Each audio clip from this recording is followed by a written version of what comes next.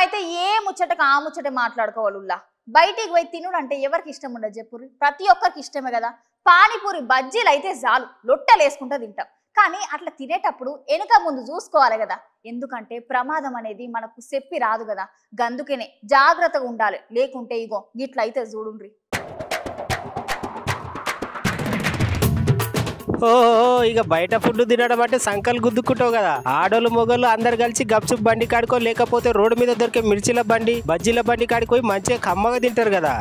తింటారు ఎందుకు తినరు? గట్ల తినేటప్పుడు వెనుకకు ముంగటికి పక్కలో ఉన్న ఒకసారి చూసుకొని తినాలే. ఎందుకంటే నేను చెప్పబోయే ముచ్చట సేమ్ గట్లనే ఉంటది. ఈ ముచ్చట ఎక్కడ జరిగిందేమో గానీ అయితే ముగ్గురు అమ్మాయిలు స్ట్రీట్ ఫుడ్ ను మంచిగా ఎంజాయ్ చేసుకుంటూ తినేందుకు బయట పోతే అక్కడ ఆవులు కొట్లాడుకుంటూ అనుకోకుండా వాళ్ళ మీదకి వచ్చినాయి. అట్లా వచ్చుడుతోటే ఆడ స్ట్రీట్ ఫుడ్ తింటున్న ముగ్గురు అమ్మాయిల మీదకి ఆవులు వచ్చి వాళ్ళ మీద పడ్డాయి. అప్పుడు ఆ ముగ్గురు అమ్మాయిలకు మస్తు గాయాలైనాయి. ఇగోనుల ప్రమాదం అనేది ఎప్పుడు ఎట్లా జరుగుతుందో ఏడికి వెళ్ళి వస్తుందో మనం గమనించలేం. ప్రమాదం అనేది కూడా మనకు చెప్పి రాదు. అందుకనే మనం బయటకు వెళ్ళినప్పుడు కొంచెం అంత జాగ్రత్తగా అటు ఇటు చూసుకొని మన పని మనం చేసుకోవాలి. అంతేగాని ఏం చూడకుండా ఏం చేయకుండా అట్లనే పోయినావు అనుకో ఈ ముగ్గురు అక్కల పరిస్థితి అవుతుందిలా. జర యాదుంచుకోరు మరి.